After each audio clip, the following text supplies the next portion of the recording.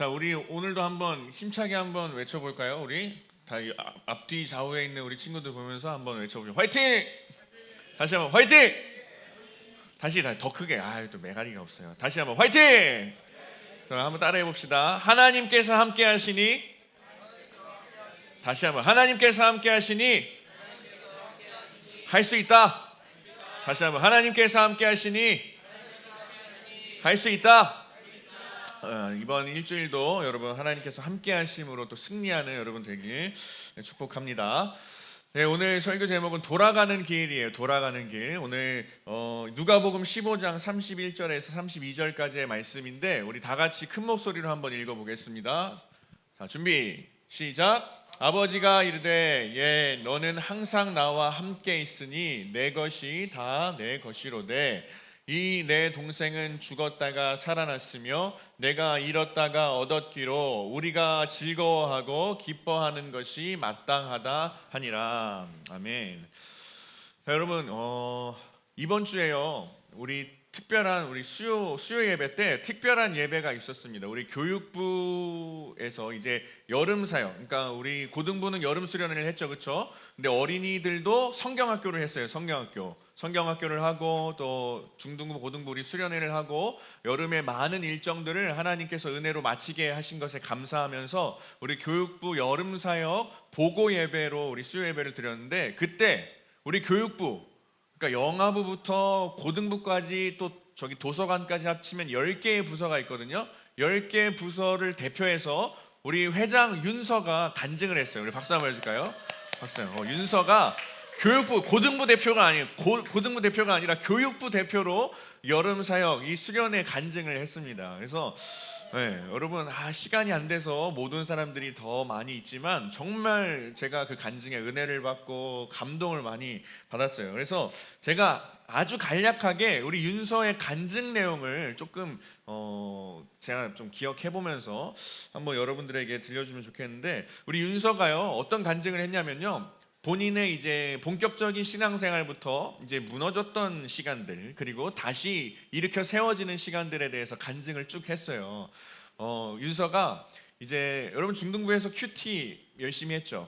그 큐티를 시작으로 해서 이제 본격적으로 하나님 말씀과 함께하면서 좀 더 깊은 신앙생활을 시작했다고 합니다. 그래서 쭉 시작해서 중3 때는 세례도 받고 이렇게 신앙생활을 하던 와중에 이제 큐티도 하고 이제 세례를 받고 이제 세례도 받고 했으니 좀 더 내가 깊은 신앙생활을 할 수 있겠구나. 내가 좀 더 깊은 믿음으로 살아갈 수 있겠구나. 여러 가지 신앙과 믿음에 대한 기대감을 가지고 있었다고 합니다. 그런데 그 기대와는 달리 반대로 이제 무너져가는 우리 삶을 경험한 윤서의 고백이 있었어요. 오히려 깊어져가는 신앙과 믿음을 경험하는 것이 아니라 오히려 세상 친구들과 똑같은 모습대로 살아가는 본인의 모습을 발견하기도 하고 또 형식적인 신앙생활을 해오는 가운데 또 살아가기도 하고 또 그 가운데 본인도 깨닫고 있었던 거예요. 본인도 형식적인 신앙생활 같은데 뭔가 더 깊어져 가지 않는 것 같은데 라는 마음이 있었지만 계속해서 그냥 형식적으로 그냥 껍데기만 있는 신앙생활을 해왔다고 합니다. 그래서 고등학교에 올라오고 이제 수련회 반복되는 여러 번의 수련회가 있었지만 기대하는 마음은 그렇게 없었다고 해요. 그래서 윤서가 이번에 이제 우리 예수교 회장으로 세워졌잖아요. 회장으로 세워지게 된 것도 내가 회장이라는 이 직책을 맡음으로 인해서 다시 한번 나의 신앙의 회복을 좀 해볼 수 있겠구나라는 그런 심정으로 이 회장을 하기로 결정을 했다고 해요. 근데 이제 겨울 수련회 우리 했잖아요. 그렇죠? 겨울 수련회 때 또 수련회를 했지만 그때에는 또 동일하게 기대하는 마음은 그렇게 없었다고 합니다. 기대하는 마음보다는 또 다시 한 번의 형식적인 수련회. 근데 이제 이 여름 수련회를 준비하는 기간 가운데에는 이렇게 하면 안 되겠다. 내가 이렇게 신앙생활 해서는 안 되겠다. 다시 돌이켜야겠다. 다시 내가 믿음으로 살아가야겠다라는 그 마음이 있었다고 합니다. 그래서 기대하는 마음, 또 도전하는 마음, 다시 한번 돌이키고자 하는 그 마음을 가지고 여름 수련회에 우리 윤서가 참석을 했다고 해요. 그래서 이제 참여를 해서 첫째 날 기도하는 가운데 윤서가 그동안에 하나님을 바라보지 못했던 그런 모습들에 대해서 회개의 고백들을 눈물을 흘리면서 하게 되었다고 합니다. 그리고 둘째 날에는 그 추악하고 또 죄를 많이 지었던, 하나님을 바라보지 못했던 자신의 모습이 있는데 왜 하나님 그럼에도 나를 사랑하시냐고, 왜 계속해서 사랑하시냐, 이런 그 물음과 그 진심 어린 고백으로 기도를 했는데, 우리 윤서 마음 가운데 하나님께서 들려주셨던 음성은 너가 어떤 모습이든 나는 너를 사랑한다, 너가 어디서 무엇을 하든 나는 너를 변함없이 사랑한다라는 그 음성, 하나님의 음성이 우리 윤서의 마음 가운데 들려지게 되었다고 합니다. 궁금하시죠? 더 다른 내용은 내일 유튜브에, 예수고 유튜브에 제가 올려드릴 테니까 그 간증의 내용은 확인하면 좋겠습니다. 여러분, 이 윤서의 간증을 왜 소개했냐면요, 이 윤서의 간증을 들으면서, 저희 현장에서 들었잖아요, 그렇죠? 현장에서 들으면서 굉장히 저를 되돌아보는 그런 간증이었어요. 다시 한번 같이 우리 신앙생활을 하고 있는 거잖아요. 예수고 안에서 저는 뭐 앞에 있는 전도사지만 여러분들과 같이 신앙생활을 하고 있는 거예요. 같이 믿음으로 막 싸워서 이겨내고, 우린 공동체니까.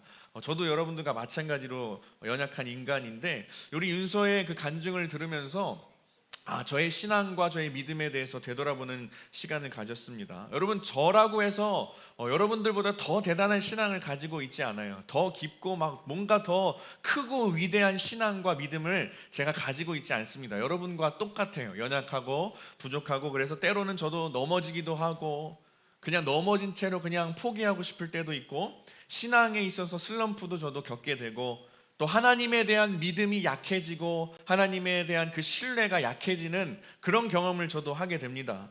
그리고 저도 신앙생활의 형식만 갖춘 신앙생활을 하기도 해요. 저도 연약해요. 여러분과 마찬가지입니다. 그런 저를 발견하게 되면서 또 한번 몸부림쳐 보고 다시 돌이켜보자라는 결단도 하고, 여러분들과 같은 그 신앙생활의 과정을 겪고 있는 저의 모습인데, 이 윤서의 간증을 들으면서 저의 신앙생활에 대해서 되돌아보았던 것 같아요. 내가 지금 하나님과 나의 관계가 이 진실된 관계가 아니지 않을까, 하나님과 나의 관계가 이 형식적인 관계는 아닐까, 내가 지금 제대로 믿음을 가지고 살아가고 있는 것일까, 한 번 더 저에 대해서 생각해 볼 수 있는 굉장히 감동이 있는 진심 어린 우리 윤서의 간증이었습니다. 여러분, 그런데요, 우리가 아무리 방황하고 아무리 넘어지고 아무리 정말 막 인생에 있어서 쓰러지고 안 좋은 모습들이 많이 있어도, 우리가 다시 돌이켜서 돌아갈 곳이 있다면 그게 얼마나 우리에게 행복한 삶일까요? 우리가 막 무너지고 다시는 회복이 되지 않을 것만 같은 그런 그 상황들을 겪었는데도 불구하고, 우리가 다시 돌아갈 곳이 있다면, 나를 받아줄, 내가 다시 돌아갈 곳이 있다면, 여러분, 그 삶이 얼마나 행복한 삶일까요? 여러분, 한번 생각해 볼 수 있으면 좋겠습니다. 나의 어떤 모습이든지 내 모습 그대로 나를 다시 받아줄 그 곳이 있다면, 나를 변함없는 모습으로 사랑해줄 분이 계시다면, 여러분, 그 자체로 너무 좋은 삶이지 않을까 한번 생각해 보게 됩니다. 여러분, 오늘 우리가 읽은 말씀은요, 우리가 잘 알고 있는 돌아온 탕자에 대한 말씀이에요. 돌탕, 여러분 알죠? 돌아온 탕자에 대한, 여러분이 익숙히 들었던 돌아온 탕자에 대한 말씀입니다. 이 스토리를 잘 알고 있겠지만 한 번 더 리마인드 하면서, 또 모르는 사람들도 있으니까 들려주자면, 여러분, 어떤 한 사람에게 두 아들이 있었습니다. 두 아들, 첫째 아들과 둘째 아들이 있었어요. 근데 첫째 아들은요, 굉장히 FM이었어요. 우리 고등부로 따지면 누가 있을까요? 우리 FM, 굉장히 FM이 있나? 우리 아마 제 생각에는 뭐 찬이처럼 딱 뭔가 스탠다드하고 FM적인 뭐 그런, 넌 준서잖아. 너 말고. 그런 첫째 아들, FM, 뭔가 FM으로 살아가는, 그래서 아버지 옆을 잘 지키고 뭐 일을 열심히 하고 할 때 FM, 이 첫째 아들이 있었고요. 둘째 아들은요, 뭔가 약간 망난이었어요. 이 사고가 자유분방하고 뭔가 망나니적인 그런 모습들, 이게 넌가 보다, 준서야. 그게 넌 것 같아요. 맞아요. 그런 것 같아요. 어쨌든 그런 그 둘째 아들이 있었어요. 첫째 아들과 둘째 아들이 어떤 한 남자에게 있었습니다. 약간 둘째 아들은 정신이 오락가락한 상태였어요. 여러분, 근데 그 드라마를 보면은, 우리가 드라마를 봐서도 알 수 있지만, 왜 그 첫째 아들과 둘째 아들이 늘 다르게 나타나는 것을 알 수 있어요. 첫째 아들은 늘 아버지, 특히 재벌집의 이야기를 볼 때 첫째 아들은 아버지 옆에서 늘 회사 일을 돕고, 물론 그 마음에는 여러 가지 마음이 있겠지만, 그런데 둘째 아들은 뭔가 첫째 아들에 비해서 굉장히 망나니 같은 삶을 살고 막 맨날 개판치는 삶을 살고 사고치고 막 그런 모습들, 우리가 드라마에서도 익히 볼 수 있는 모습인데, 오늘 말씀에서 나온 이 두 아들도 마찬가지였어요. 첫째 아들은 굉장히 스탠다드하고 FM적인 사람, 둘째 아들은 뭔가 사고가 자유분방하고 망나니 같은 모습으로 살아가고 있는 그 둘째 아들. 여러분, 그런데 이 집에는요, 이 남자에게는요, 이 두 아들에게 나중에 유산으로 물려질 재산이 있었습니다. 재산이 여러분 있었어요. 여러분, 이 재산이 있다는 것을 두 아들이 알고 있었을까요? 모르고 있었을까요? 알고 있었겠죠. 자기 집에 재산이 있는 거는 태어나면서부터 알아요. 내가 금수저인지 막 은수저인지, 이 재벌 돈이 있는 집은요, 자기네 집이 돈이 있다는 걸 알고 있어요. 그래서 첫째 아들과 둘째 아들도 분명히 자기에게 나중에 재산이 떨어질 이 유산이 있다는 것을 분명히 알고 있었습니다. 그래서요, 이 둘째 아들이요, 얼마나 이 못된 행동을 보이냐면요, 갑자기 어느 날 아버지를 찾아갑니다. 아버지를 찾아가가지고 다짜고짜 아버지에게 나중에 아버지께서 유산으로 나에게 줄 그 재산을 지금 좀 달라고 합니다. 그러니까 아버지 어차피 나중에 죽을 거니까, 죽고 나면 나한테 어차피 줄 돈이니까 그 돈 지금 달라고 하는 거예요. 마치 무슨 여러분 알바비를 무슨 갑을 받듯이 여러분 가가지고 아버지한테 그 재산을 먼저 좀 달라라고 하는 거예요. 어떻게 했을까요? 먼저 당겨 받겠다는 거예요. 어떻게 했을까요, 여러분? 자식 이기는 부모가 없다라는 말이 괜히 나온 게 아니었는지, 이 아버지가 둘째 아들에게 어쩔 수 없이 재산을 주게 됩니다. 재산을 주게 돼요. 그래서 그 재산을 가지고 이제 수많은 것들을 할 수 있는 거예요. 자, 여러분 생각해 보세요. 둘째 아들이 자유분방한 사고를 가지고 있었죠. 아버지에게 나중에 아버지 죽을 거니까 어차피 그 유산으로 줄 재산을 지금 달라고 할 만큼 약간 페루나적인 준서 같은 저런 모습을 지금 예배 시간에 나가는 모습을 보이고 있는데, 어쨌든 그런 모습을 가지고 있었어요. 근데 재산까지 받았네, 돈까지 생겼어요. 여러분, 이 둘째 아들이 어떤 모습으로 하루하루를 지냈을까요? 어떤 모습으로? 이 아들이 돈을 가지고 사회에 나가가지고 사회봉사를 했을까요? 아니면 기부를 했을까요? 어려운 사람들을 찾아가서 돈을 빌려주고 베푸는 삶을 살았을까요? 아니었어요. 우리가 예상해 볼 수 있듯이 이 둘째 아들은 굉장히 허랑방탕한 삶을 살기 시작했습니다. 그래가지고 요즘으로 따지자면 이 돈이 생긴 둘째 아들이 포르쉐 한 대 뽑아가지고 웅웅거리면서 막 이곳저곳을 누비고 다니면서 막 사고 치고 다니고 돈 뿌리고 다니고, 그 여러분 알고 있죠? 그 양아치들 패션 막 형광 바지에 위에 막 여기 셀줄 있는 거 옷 그거 입으면서 톰 브라운 막 옷 입고 다니면서 괜히 막 그 차키 꺼내고 다니면서 막 여러 가지 허랑방탕한 생활을 하기 시작하는 거예요. 요즘으로 따지면 아마 그 차를 끌고 강남의 클럽도 갔겠죠. 강남 클럽도 가고 요즘 그 많이 변질돼 가지고 그 강원도 양양이 굉장히 이상한 문란한 곳으로 바뀌었다고 하는데 그런 데 가가지고 우와 포르쉐 끌고 가지고 둠칫 하면서 굉장히 괜히 포르쉐 키 하나 보여주면서 혼자 오셨어요. 막 이런 거 했을 거란 말이에요. 분명히 이렇게 허랑방탕한 삶을 분명히 살았을 겁니다. 도박도 막 하고 망나니처럼 돈을 뿌리고 다니고 막 이렇게 허랑방탕하게 지냈습니다. 여러분, 그런데 이렇게 허랑방탕하게 하루하루를 지내다 보니까 이 정신 못 차리고 살던 이 둘째 아들이 자기 주머니에서 돈이 다 탕진되어 가는 것을 인지도 못하고 결국에는 어떻게 했을까요? 돈을 다 써버렸어요.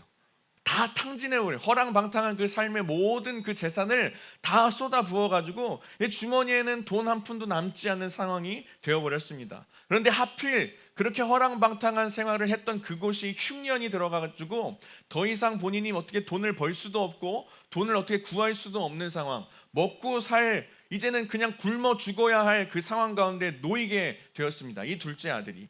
그래서 어떤 사람에게 부탁해가지고 그냥 돼지를 좀 치는 일이라도 하게 해달라 하면서 돼지를 치는 일을 하게 되고, 또 그런데 너무 굶어서 배고파 죽겠는지 이 돼지들이 먹던 쥐엄 열매라는 게 있거든요. 쥐엄 열매, 여러분 나중에 검색해 보세요. 굉장히 이 기다란 완두콩 비슷한 더 큰 이 기다란 열매인데, 그 돼지들이 먹는 것을 자기가 먹겠다고 막 그 정도까지, 그 정도 밑바닥까지 내려가는 모습을 이 둘째 아들이 보입니다.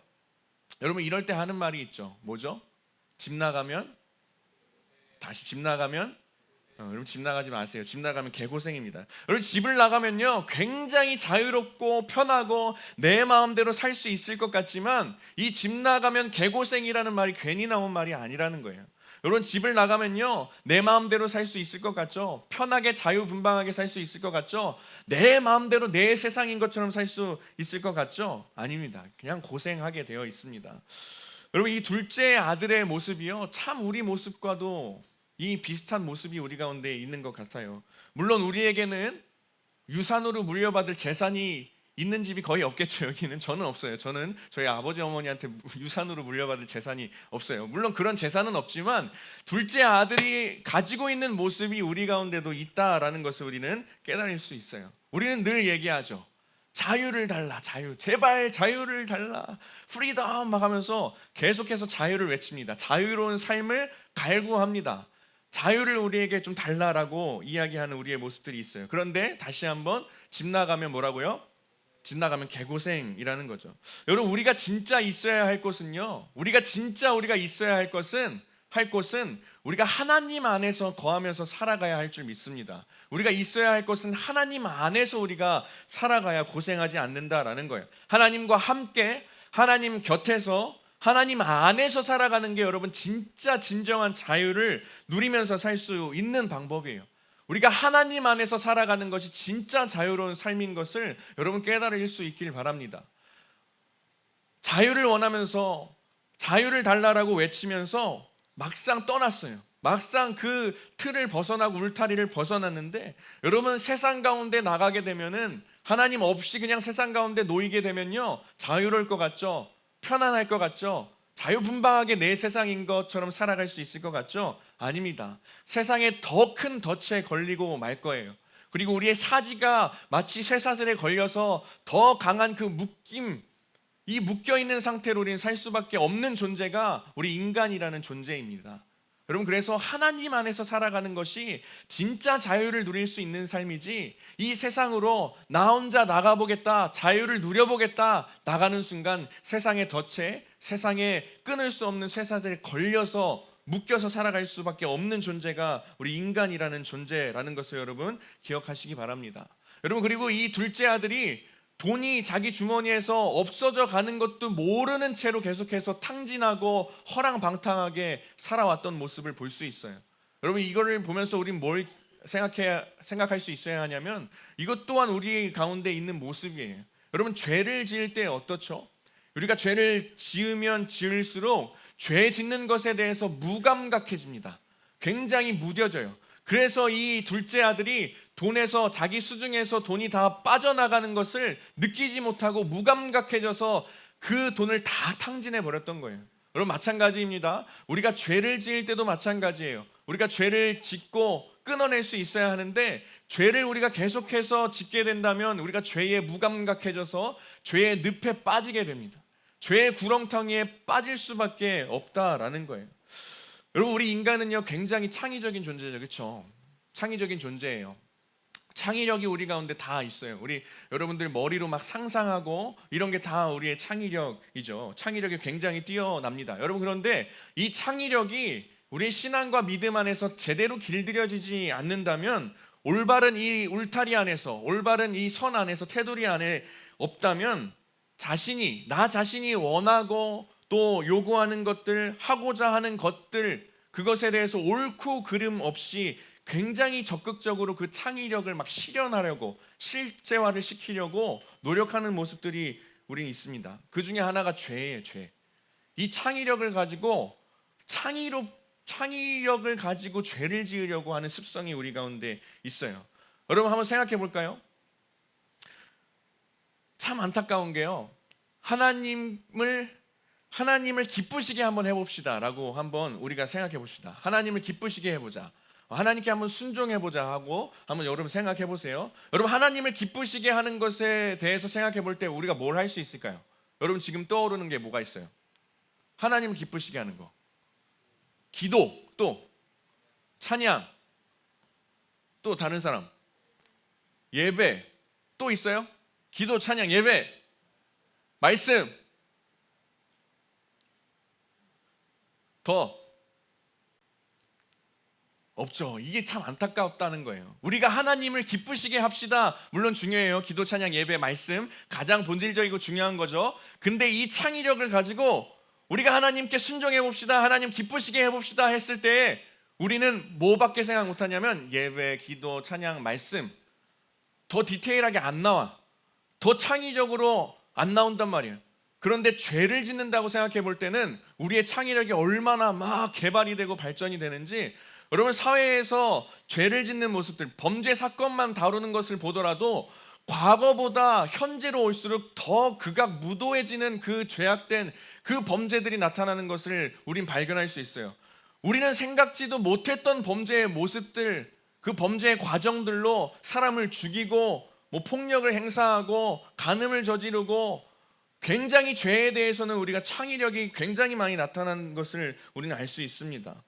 여러분 우리는 하나님의 형상을 닮았기 때문에 하나님의 창조력이 우리 가운데도 있어요. 그 창의력이 우리 가운데도 있다라는 거예요. 그런데 그거를 계속해서 죄를 짓는 데만 사용하게 되는 게 우리 인간의 안타까운 모습입니다. 그리고 이 죄에 대해서 무감각해지고 무뎌지다 보니까 계속해서 반복적으로 더 창의적인 죄를 짓는 거예요. 여러분 모습만 봐도 죄 짓는 데에는 굉장히 여러 가지 죄의 모습들이 나타나 있는 것을 알 수 있어요. 그런데 우리가 하나님께 나아갈 때에는 예배드리고 기도하고 찬양하고 말씀 읽고 그 외에 또 다른 더 디테일하게 더 어떻게 하나님을 기쁘시게 하고 하나님께 순종할 거야 라고 했을 때는 거기에 머무른단 말이에요. 근데 우리가 죄를 짓는 우리의 죄악된 모습들을 볼 때에는 늘 새롭게 죄를 짓고 늘 창의적으로 죄를 짓고 이 창조력, 창의력을 가지고 죄를 계속해서 반복적으로 짓는다라는 거예요.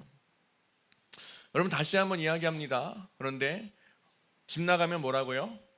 집 나가면 개고생이라는 거예요. 여러분 하나님 안에서 살아갈 수 있는 여러분 될 수 있길 축복합니다.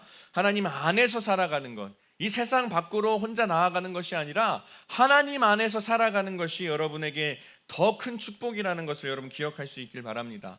여러분 다시 한번 이 둘째 아들의 이야기로 돌아가자면, 이 둘째 아들이 그래서 돼지가 먹는 쥐염 열매라도 먹겠다고 막 그렇게 하고 있는데 그것도 거부당해요. 안 된다, 돼지들이 먹어야 되니까 안 된다라고 거절을 당합니다. 사람들이 못 먹게 합니다. 그러니 이제 자연스럽게 살 방법을 생각해 봐야겠죠. 아무것도 먹지 못하는 굶주림 가운데 있는 상황 가운데 어떻게 해서든지 살아야 될 거 아니에요. 이 인간의 본능적인 살아야겠다. 계속해서 그래서 머리를 굴리면서 짱구를 굴리면서 생각합니다. 어떻게 하면 살 수 있을까? 어떻게 하면 내가 굶어 죽지 않을 수 있을까? 어떻게 하면 내가 이 어려움 가운데서 벗어날 수 있을까? 라는 그런 고민을 합니다. 그러다가 결론을 내려요. 결론을 내립니다. 무슨 결론일까요? 안 되겠다. 다시 아빠에게 돌아가야겠다. 다시 아버지께로 내가 돌아가야겠다. 그래서 여러분 이 둘째 아들이요 거짓골을 하고 있는데 그리고 사실은 염치도 없죠. 아버지의 유산을 먼저 땡겨서 받고 그 재산을 다 탕진한 상태에 굶어 죽을 위기에 처해 있는 그 아들, 사실은 아버지를 볼 면목도 없지만 어떻게 해요? 그 방법 아니고서는 살 방법이 없는 거예요. 그래서 다시 아버지를 찾아가야겠다. 다시 아빠에게 가야겠다 라고 그렇게 결단을 하게 됩니다. 집 나가서 개고생을 해보니까 정신을 차리고 나니까 이 아버지께 지은 이 죄인의 심정으로 가서 안 되겠다. 아버지께 가서 아들의 신분도 필요 없고 그냥 그 집에서 일하는 일꾼 중에 한 명으로서라도 나를 좀 받아달라고 그렇게 부탁을 해봐야겠다라고 그 마음으로 다시 한번 아버지의 집으로 향하게 됩니다. 여러분 한번 생각해 보세요. 둘째 아들의 입장에서 한번 생각해 보세요. 여러분이 둘째 아들이었다면 재산을 다 탕진한 그 상황 가운데 이제 놓여 있는 아들이었다면 분명 이렇게 생각했을 것 같아요. 저도 말씀을 준비하면서 좀 상상을 하면서 막 이 말씀 준비해 봤는데 아마 이 아들이 너무 큰 잘못을 했기 때문에 아버지께 돌아가야겠다라는 결심을 하는 데까지도 오랜 고민이 있었겠지만, 많은 고민이 있었겠지만 결정을 딱 하고 나서 어떤 생각을 했을까요? 아버지 만나서 내가 어디부터 어디까지 좀 얘기해 볼까? 아버지 만나서 무릎을 먼저 꿇을까? 아니야. 그동안의 내 상황에 대해서 설명을 먼저 해야 될까? 이것도 아닌 것 같아. 여러 가지 고민을 했을 거예요. 분명히 아버지를 만나서 어떤 얘기를 해야 될지, 어떻게 사죄해야 될지, 그동안 자신이 어떤 마음으로 집을 나갔는데 어떤 과정이 있었고, 어떻게 정신을 차렸고, 지금 너무 죄송하고, 아버지 너무 죄송합니다, 그래도 저를 일꾼으로라도 받아주세요라는 이 일련의 아버지께 해야 될 그 말들을 엄청나게 고민을 많이 했을 것 같습니다. 그리고 이 말을 아버지께 꼭 전해야겠다 하는 마음으로, 이 복잡하고 무거운 심정으로 아버지를 만나러 갔을 거예요. 여러분, 근데 오늘 성경 말씀에 보면요, 이 아들이 아버지의 집을 향해서 이제 뚜벅뚜벅 걸어가고 있습니다. 오늘 설교 제목도 돌아가는 길이죠. 다시 아버지의 집으로 돌아가는 길 가운데 있는데, 오늘 성경 말씀에 보면은 거의 누군지 식별할 수도 없는 먼 거리에서부터 이 아버지가 둘째 아들을 향해서 뛰쳐 나왔다라는 것을 우리는 발견할 수 있어요.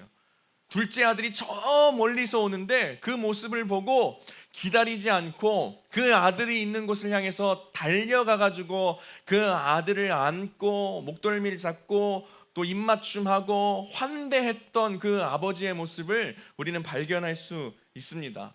이 둘째 아들은요, 아버지를 만나서 어떤 얘기를 해야 될지 그 생각으로 가는 와중에 있었을 텐데, 그래서 아버지를 마주치면 이 말부터 꺼내야겠다라는 생각이 있었을 텐데, 아버지를 만나서 아버지라고 하기 전에 이미 아버지께서 안아주시고 입맞춤 해주시고 환대해주시고 종들에게 가서 가장 좋은 옷을 가지고 오라고 하고 신발을 신겨주시고 잔치를 열어라 라고 종들에게, 일꾼들에게 명령을 하시는 아버지의 모습들, 그 모습들이 오늘 성경 말씀에서 우리는 발견할 수 있습니다. 그래서 이 아들은 뭐지, 나를 때려 죽이러 오시는 건가? 막 그런 생각이 있었겠지만, 수만 가지 막 생각이 막 들었겠지만, 결국에는 아버지께서 안아주시고 축복해주시고 잔치까지 열어주셨다라는 거예요.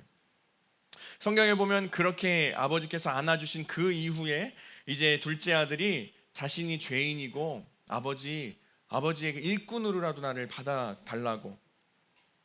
그런데 아버지는 그냥 그러든지 말든지 어떤 얘기를 하든지 상관없이 이 둘째 아들이 그냥 돌아온 것에 대한 기쁨이 너무나 컸던 거예요.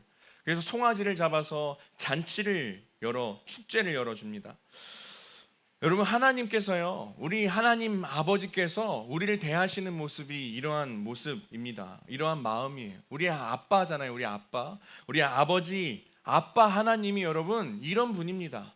우리를 향해서 비추고 계시는 하나님의 모습이, 마음이 이런 하나님의 모습이에요. 우리가 실수하고 거짓골이 되어서 그제서야 정신 차리고 다시 하나님을 찾을 때에도 하나님께서 우리를 안아주십니다. 하나님께서 여러분들을 용서하시고 오히려 기뻐하시고 오히려 하나님께서 더 즐거운 마음으로 여러분들을 안아주신다라는 거예요. 여러분, 둘째 아들을 기다리는 아버지의 마음이 어땠을까요?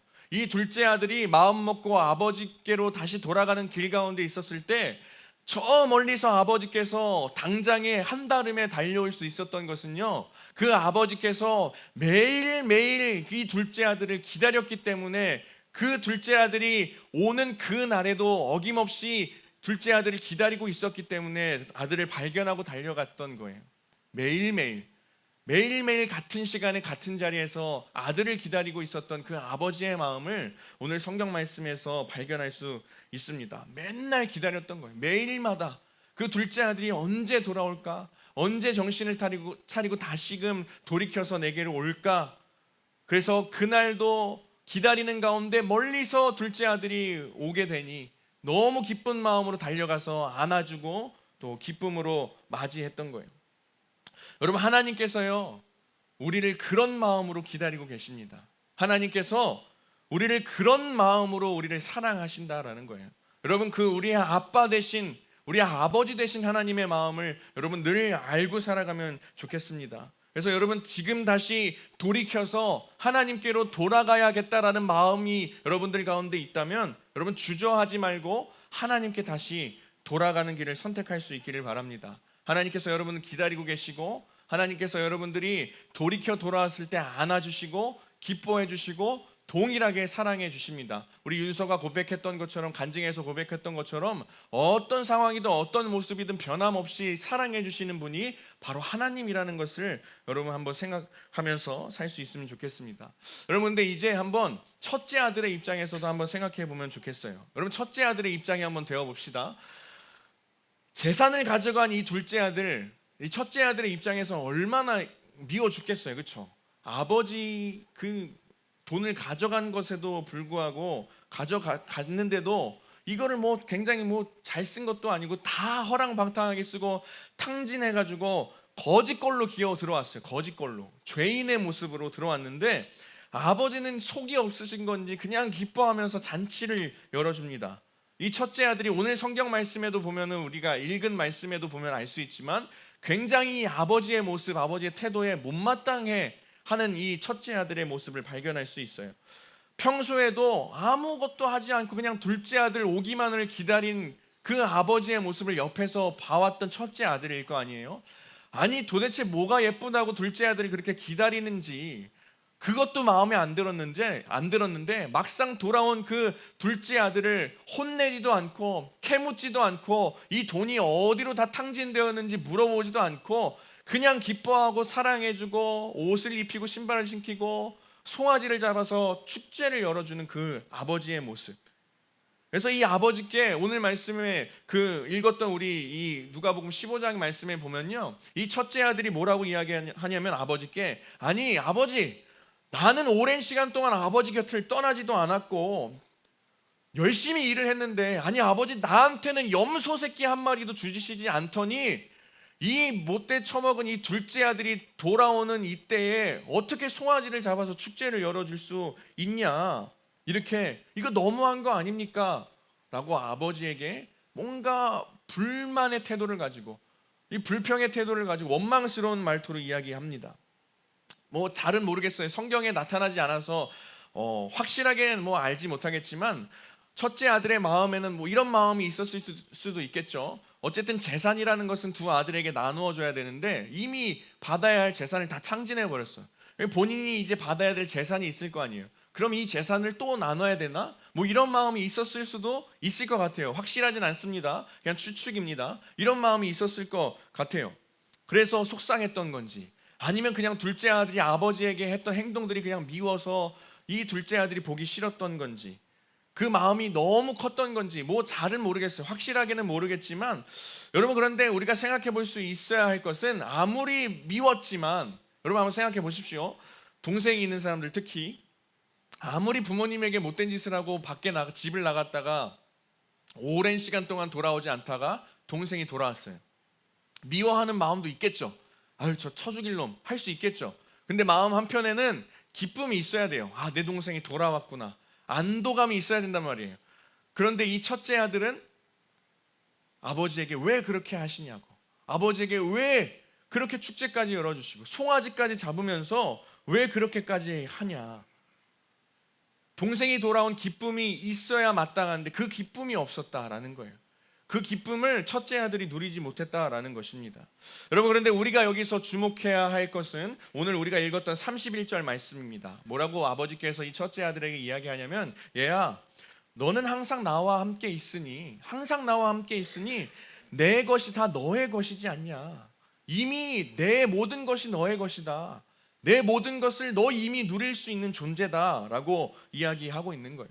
여러분, 이 첫째 아들의 모습을 보면서 특히 FM으로 신앙생활을 하고 있는 사람들, 우린 주목할 필요가 있습니다. 매주 예배를 잘 드리고 늦지 않고 찬양팀으로 섬기고 임원으로 섬기고 성가대로 섬기고 여러 팀에서 활동하고 있는 FM으로 신앙생활을 하고 있는 사람들, 우린 첫째 아들에 주목할 필요가 있다라는 거예요. FM이긴 한데, 굉장히 신앙생활을 FM으로 하고 있긴 한데, 진짜 하나님을 내가 아버지라고 생각하고 있는지, 진짜 내 아빠라고 생각하고 있는지 여러분 되돌아볼 수 있어야 됩니다. 이 첫째 아들이 몰랐던 건 뭐냐면요, 내가 아버지 옆에, 이 첫째 아들이 아버지의 옆에 매번 있었지만, 옆에서 일을 도와주고 집안을 위해서 일했지만 이게 진짜 내 아버지라는 것을 모르고 살았던 거예요. 내가 그냥 섬겨야 될 존재, 섬겨야 될 집으로 생각했던 것이지, 내가 아빠, 이 아빠의 모든 것을 내가 누릴 수 있다라는 것을 모르고 살았던 거예요. 모르고 살았기 때문에 이 둘째 아들이 돌아왔을 때에 돌아온 기쁨을 함께 누리고 함께 기쁨을 같이 느낄 수 있어야 했는데 기쁨을 누리지 못했던 거예요. 왜냐? 아버지, 진짜 내 아버지, 아빠를, 이 아빠와 아들의 관계를 진짜 모르고 살았기 때문에, 누리지 못했기 때문에 그랬던 것입니다.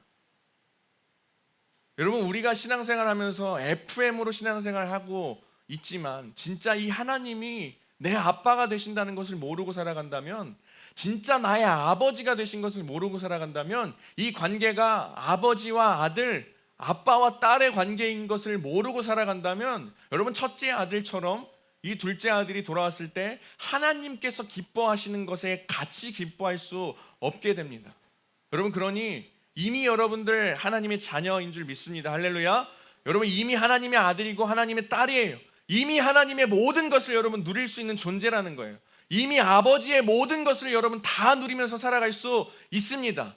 여러분, 그것을 늘 기억하면서 살아갈 수 있으면 좋겠어요. 나는 하나님 아버지, 나의 아빠 되신 하나님의 것을 내가 다 누리면서 살아갈 수 있는 존재다. 내가 하나님을 종과 무슨 주종 관계로서 섬기고 내가 잘 보이고 막 빌빌거리고 이런 존재가 아니라 아버지와 아들, 아빠와 딸의 관계에 있기 때문에 이미 여러분들은 다 아버지 안에서, 나의 아빠 하나님 안에서 하나님의 모든 것을 누릴 수 있는 존재가 여러분들이라는 것을, 여러분, 그것을 기억하면서 살아갈 수 있기를 축복합니다.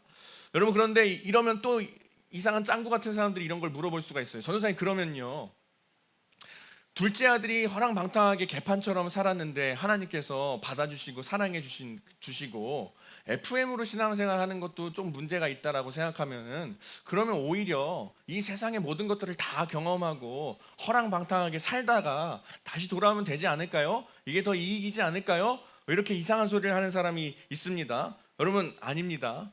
하나님께서 허랑방탕하고 무너지고 비참한 거짓골을 한 그 둘째 아들을 받아주셨지만, 동일하게 사랑해 주셨지만, 그렇다고 해서 그렇게 살라는 말은 아니에요. 여러분, 이상하게 그렇게 기억하시면 안 됩니다. 여러분, 저는요, 개인적인 신앙 안에서 저는 어떤 생각이 있냐면, 될 수 있으면 굳이 허랑방탕한 생활은 경험해보지 않아도 된다라는 제 신앙이 있어요. 여러분, 어떻게 생각하실지 모르겠지만, 그래서 저는 가능하다면, 불가능한 상황 가운데 놓일 수밖에 없는 사람들도 있어요. 분명히 가능하다면 술, 담배, 여자, 뭐 이런 허랑방탕한 생활은 굳이 경험해보지 않아도 된다라는 그런 신앙의 저의 그런 마인드가 있습니다. 뭐 다 달라요. 제 동기 전도사님들, 뭐 수많은 사역자들 중에서도 생각이 조금씩 달라요. 특히 술에 대한 부분들, 술을 마셔봐야 술 마시는 사람의 감정을 공감할 수 있다, 뭐 이런 사람들도 있지만 존중합니다. 그러나 저는 가능하면, 될 수 있으면 허랑방탕한 생활은 굳이 경험하지 않아도 된다라고 생각해요. 그래서 여러분, 저는 지난주에도 뭐 제 얘기를 잠깐 했지만, 저는 그동안 살아오면서 그래서 술을 마실 수 있는 수많은 환경 가운데 놓이면서 살아왔거든요. 사실은 담배를 필 수 있는 환경 가운데 노출되어 살아왔거든요. 그러나 술을 지금까지 한 번도 마셔본 적이 없어요. 입에도 대본 적이 없습니다. 제 친구들, 고등학교 때 같이 운동하고 같이 어울려 다니던 친구들, 고등학교 때부터 술을 마셨어요. 고등학교 애들 술을 다 마시잖아요, 그렇죠? 여러분 다 수학여행 가면 술을 또 어디서 사요? 전 수학여행을 중국으로 갔다 왔는데 중국 가가지고 다 어디 술을 사오는 거예요. 근데 또 지난주에 얘기했죠. 제가 또 겁먹들어가지고 1학년 때 반장을 했었는데, 제가 그날 숙소를 돌아다니면서 술 마시면 다 죽여버리겠다 했어요, 제가. 그래서 술을 안 마셨어요. 저 이상한 약간 그 신앙에 그 기준이 있었어요.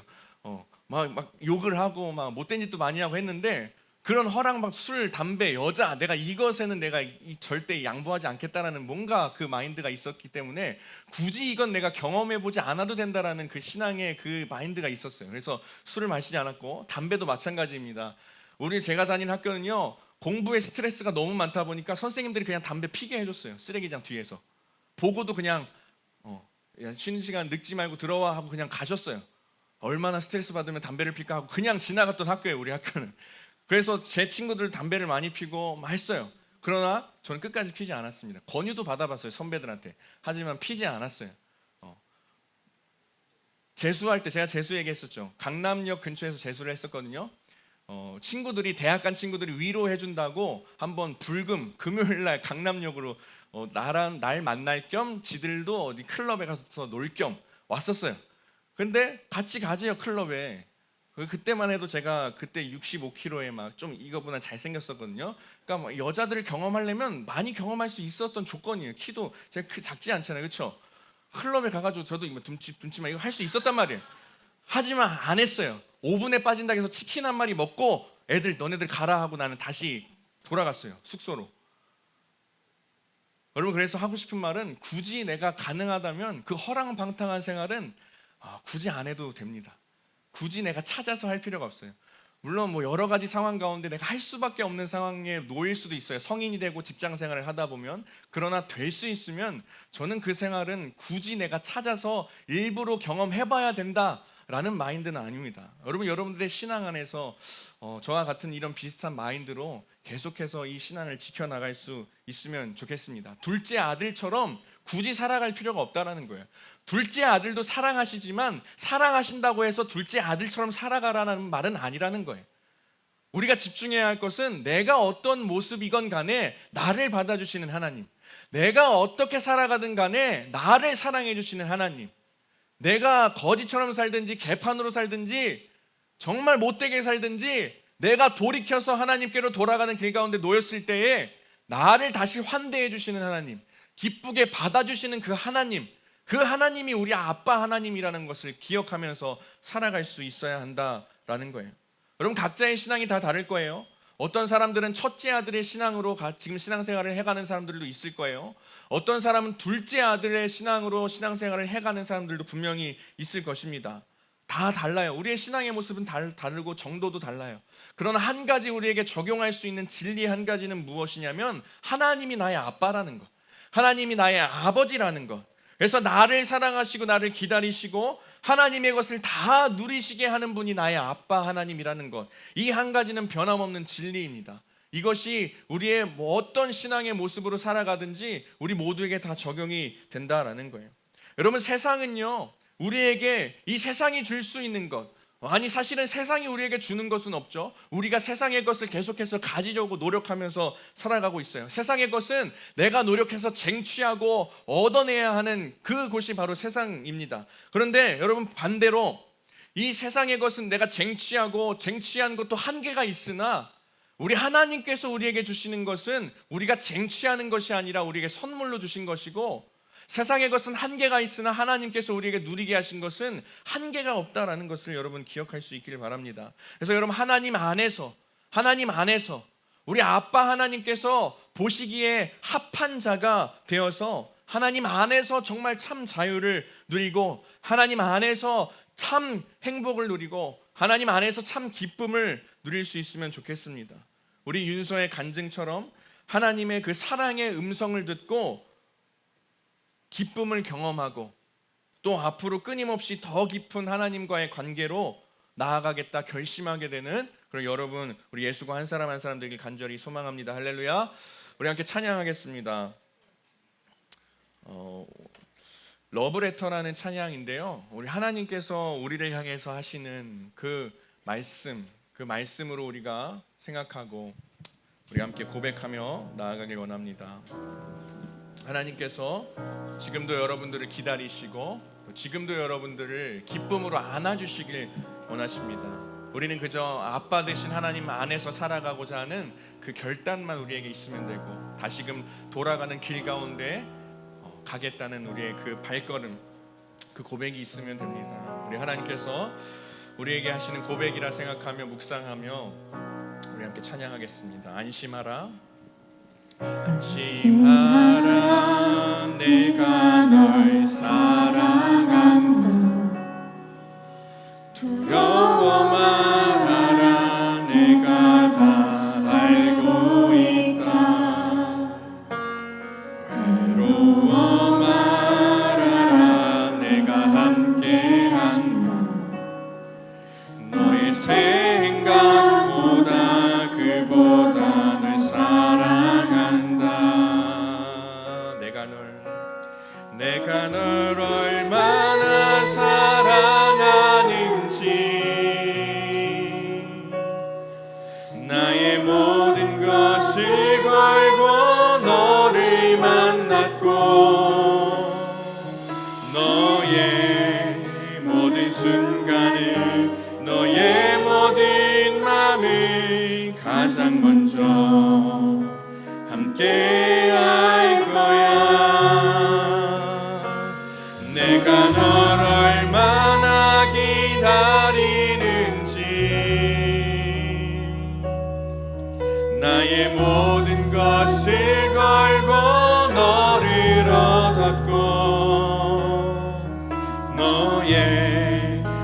작은 신음도 작은 웃음에도 가장 먼저 널 찾을 거야 내 사랑아.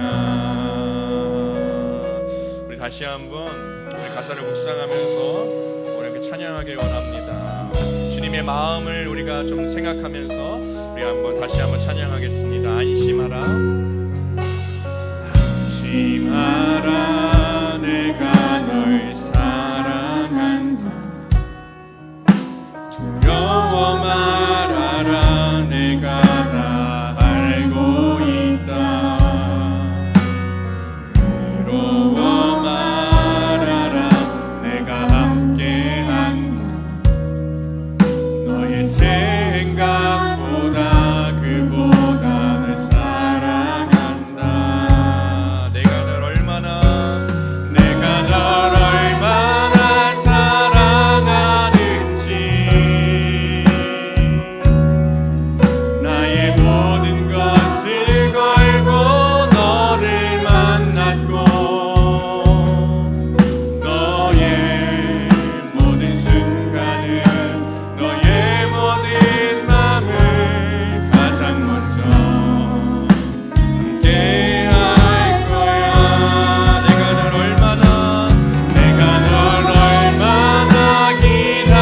기다리는지 나의 모든 것을 걸고 너를 얻었고 너의 작은 신음도 작은 웃음에도 가장 먼저 찾을 거야 내 사랑아. 우리 이 시간 함께 기도하면 좋겠습니다. 우리 기도할 때 하나님의 우리 아버지 되신 하나님, 우리 아빠 되신 하나님의 마음을 좀 깊이 묵상하면서 기도하면 좋겠습니다. 여러분, 하나님 아버지, 우리 아빠 되신 그 하나님의 것들을 여러분 온전히 다 누리면서 살아가고 있습니까? 여러분, 신앙생활 하지만 우리가 날마다 예배드린다고 하지만 하나님을 사랑한다 고백하지만 내가 고백하는 그 대상이 여러분들의 인생 가운데 진짜 아빠로서 다가오고 있습니까? 내가 진짜 아빠와 아들, 아빠와 딸의 그 관계를 누리면서 살아가고 있나요? 여러분, 하나님 안에서 참 자유와 기쁨을 누리면서 살아가고 있습니까? 여러분, 그렇게 살아가지 못하고 있다면 다시 한번 하나님께로 돌아가는 길을 여러분 인생 가운데 선택하시길 바랍니다. 그 마음 가지고 기도할 때 하나님, 내가 하나님께 돌아가겠습니다. 하나님, 날마다 내가 돌이키겠습니다. 내가 주님을 등지고 살아갔던 모습이 있다면 하나님, 내가 다시 회개하고 돌이켜 주님을 바라보게 하여 주시옵소서. 하나님, 내가 하나님 안에서 살아가게 하여 주시옵소서. 내가 하나님 안에서 아버지와 아들, 아버지와 딸의 관계 안에서 누릴 수 있는 모든 것들을 누리면서 살아가게 하여 주시옵소서. 하나님 안에서 내가 기쁨 누리게 하여 주시고 하나님 안에서 참 행복을 누리게 하여 주시옵소서. 내가 그런 삶을 살아가게 하여 주시고 나의 신앙생활 가운데, 나의 믿음 생활 가운데 무너질지라도, 때로는 상처받을지라도, 때로는 하나님께서 기뻐하시지 않는 모습으로 살아갈지라도 다시 한번 돌이켰을 때 나를 받아주시는 그 하나님께 날마다 나아가는 나의 발걸음 되게 하여 주시옵소서라고 우리 이 시간 다시 한번 하나님의 마음을 묵상하며 결단하는 마음 가지고 우리 주여 한번 부르고 함께 기도하시겠습니다. 주여, 주님 하나님 아버지, 내가 돌이켰을 때 하나님을 다시 한번 바라보는 인생 되게 하여 주시고, 주 하나님 아버지, 주님을 더욱더 경험하며 나의 삶 가운데 하나님 나를 변함없는 모습으로 사랑하여 주신다 말씀하시는 그 하나님을 내가 날마다 선택하고 주의 길로 걸어갈 수 있게 하여 주시옵소서.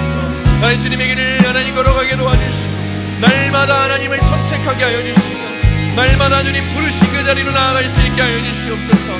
내가 하나님 아버지 주님 안에서 참 자유를 누리게 하여 주시고 내가 주님 안에서 주님의 모든 것들을 누릴 수 있게 하여 주시옵소서. 하나님이 세상의 것을 쟁취하려고 살아가는 것이 아니라 하나님, 내가 주님의 것들을 누리며 자유롭게 살아가게 하여 주시고 하나님, 그 안에서 주님의 사랑을 누리며 주님께서 주신 은혜를 누리며 하나님 아버지와 아들, 아빠와 딸의 관계로 하나님 아버지 그 평안함 가지고 하나님 기쁨으로 나아갈 수 있는 우리의 삶이 되게 하여 주시고, 날마다 우리를 사랑해 주시고 안아주시며 환대해 주시는 하나님, 그 하나님께 날마다 돌이켜 회개하고 주님께로 나아갈 수 있는 우리 모든 일을 할 수 있게 하여 주시옵소서.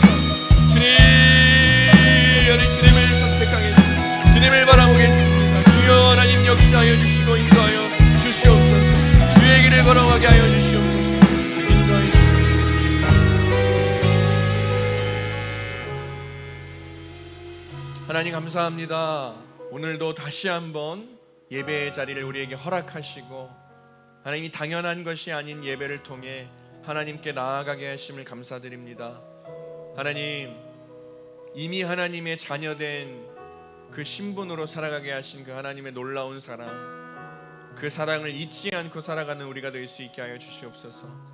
하나님 안에서 살아가게 하여 주시고 하나님 안에서 참 자유를 누리며 하나님 안에서 늘 주의 말씀으로 늘 주의 사랑과 주님께서 나를 보고 기뻐하시는 그 기쁨의 마음을 느끼며 살아갈 수 있는 우리 예수가 한 사람 한 사람 될 수 있도록 축복하여 주시옵소서.